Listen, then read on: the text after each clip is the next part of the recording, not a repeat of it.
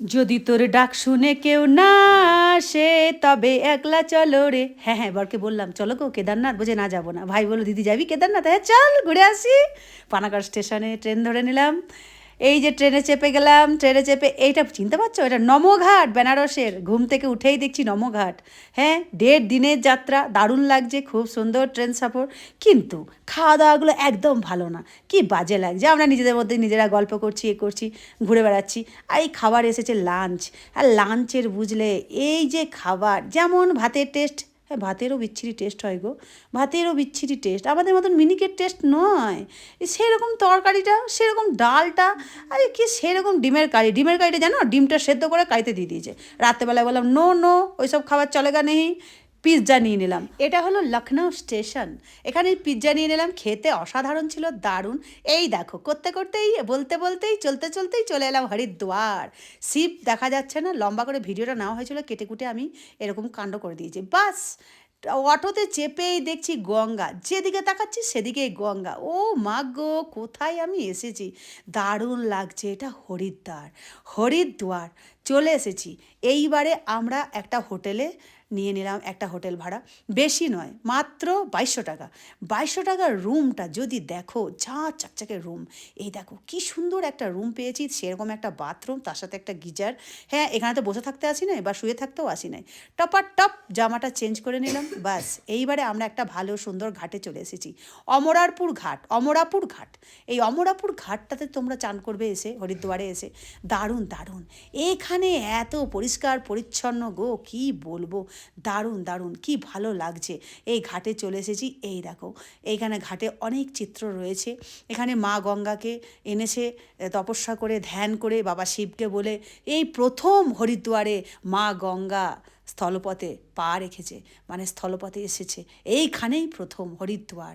হ্যাঁ, এই দেখো জলে হাত দিয়েছি মা গঙ্গার কে নামার আগে, হাতে করে দিয়ে নিয়ে, মাথায় নিয়ে, তারপর স্নান করতে নেমেছি। এই দেখো গঙ্গার ঘাটটা দেখতে পাচ্ছ, গঙ্গাটা দেখতে পাচ্ছ, পরিবেশটা দেখতে পাচ্ছ, অপূর্ব অপূর্ব।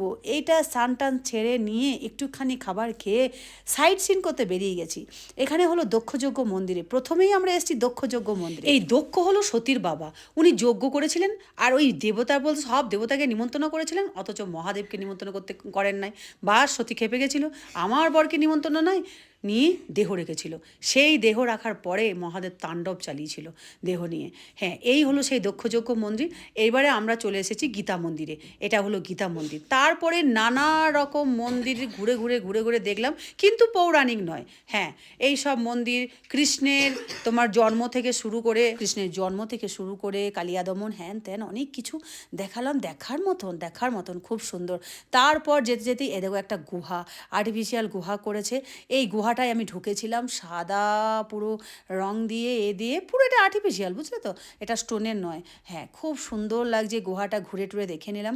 আবার আমরা এইসব সাইড সিন করে আবার আমরা ঘুরে ঘুরে ঘুরে ঘুরে হোটেলের কাছে চলে এলাম। হোটেলের কাছে আসার পরে দিদি, দাদা বৌদির রেস্টুরেন্টে খাবি? হ্যাঁ, কেন খাবো না, বাঙালি হোটেল, আমরা বাঙালি, বাঙালি হোটেল তো খেতেই হবে। চলে এলাম দাদা বৌদি ব্যারাকপুরের হোটেল। অনেকগুলো দাদা বৌদি, বিশ্বাস করো আসল দাদা বৌদি যে কে আমি নিজেই বুঝতে পারলাম না। দাদা বৌদির হোটেলে চলে আসার পরে কি বলবো গো, ভ্যারাইটি খাবার, ভ্যারাইটি ভ্যারাইটি, দারুণ, সেরকম টেস্ট। একটা গরম গরম বেগনি, সব কিছু গরম, আলু পোস্ত, এটা কি ডালনা মালনা কী ছিল বাবা, নাম জানি না, আবার ভুলে গেছি, চাটনি, এই তরকারি টরকারি, নানা রকম। টেবিলে বাটিগুলো রাখার জায়গা পাচ্ছি না, স্যালাড থেকে শুরু করে সব দেখাচ্ছিলাম, কিন্তু এখন ভুলে গেছি। পনির নিয়েছিলাম, নিয়ে সেই সব খাওয়া দাওয়া করে চলে গেলাম আমরা সন্ধে আরতি দেখার জন্য। এবার আমরা চলে এলাম হাড়কি পৌরির ঘাটে। হাড়কি পৌরির ঘাটে আমরা যখন বসলাম, দেখলাম কয়েকজন মাত্র ছিলাম, মানে 2000-এর মতন লোক ছিল। তারপর যে কোথা থেকে ঝাঁকে ঝাঁকে লোক চলে এলো, কি বলবো। আরতি 2 ঘন্টা আগে, আমরা 2.5 ঘন্টা আগে এসে বসে গেছি, কারণ ঘাটে আগে না বসলে একদম বসার জায়গা, দেখতে পাচ্ছ কিচকিচ করছে মানুষে। হ্যাঁ, আরতি দেখার জন্য, আরতিটাও দেখার মতন, বেনারসে আরতি দেখেছি, আবার এখানে হরিদ্বারেরও আরতি দেখলাম। ওহ, অপূর্ব অপূর্ব, আরতি দেখার জন্য সব লোক বসে আছে। এই পুজো দেওয়ার জন্য বলছিল, পুজোও দিলাম। এই দেখো, দেখেছো আরতি শুরু হয়ে গেছে, আরতি আমি দেখতে বসে গেছি। কি ভালো লাগছে গো আরতিটা দেখতে, দারুণ দারুণ, মন ভরে গেল। এই আরতি দেখে পরে সন্ধে সন্ধে হয়ে গেল। সন্ধে হওয়ার পরেই আমরা বললাম যে না, একটু বাজারটা ঘুরে যায়। হ্যাঁ, খুবই জিনিসগুলো সস্তা। আমরা এই দেখো পপকর্নের কাছে চলে এলাম, পপকর্ন না, কর্ন সেদ্ধ। এখানে চলে এলাম, মেয়ে বললো মা খাবো। হ্যাঁ, টেস্টি আছে, খুবই টেস্টি। এই দেখো দোকানগুলো দেখছো, প্রচুর লাইন দিয়ে দুপাশারই শুধু দোকান আর দোকান। জামা কাপড় থেকে শুরু করে, জ্যাকেট থেকে শুরু করে, তোমার কসমেটিক্স, ইমিটেশন, কী নেবে, মালা টালা, নানা রকম জিনিস, সোয়েটার। এদিক কুর্তিগুলো দেখছো ঝুলছে লম্বা লম্বা, 350 টাকা। এত সস্তা গো জ্যাকেটগুলো, জানো 350 টাকা। আমরা সব একটা করে 5 জন মিলে একটা করে জ্যাকেট নিয়ে নিলাম। 350 টাকার জ্যাকেট, অবাক লেগে গেল। এগুলো আমাদের ওখানে 750, 1000, মানে কমে হলো 750, 1000, নিচে হয়ই না, কোনো গল্পই নয়। সব একটা করে জ্যাকেট নিয়ে নিলাম।